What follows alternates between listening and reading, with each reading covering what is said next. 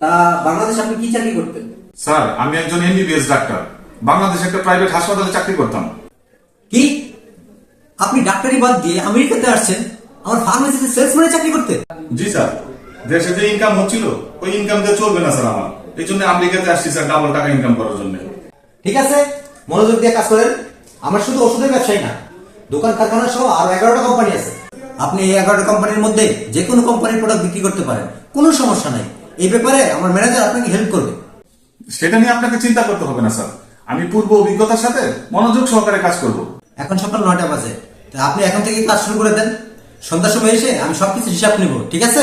কি ইউসুফ সাহেব, সারাদিন কজনের কাছে মাল বিক্রি করলেন? স্যার, একজনের কাছে মাল বিক্রি করছি স্যার। আপনি মাত্র একজনের কাছে মাল বিক্রি করছেন? আমার আরো 10-15 জন সেলসম্যান আছে যারা 20-30 জন মানুষের কাছে মাল বিক্রি করছে, আর আপনি মাত্র একজনের কাছে মাল বিক্রি করছেন। এভাবে কাজ করলে তো হবে না। তা আপনি কত বিক্রি করবেন?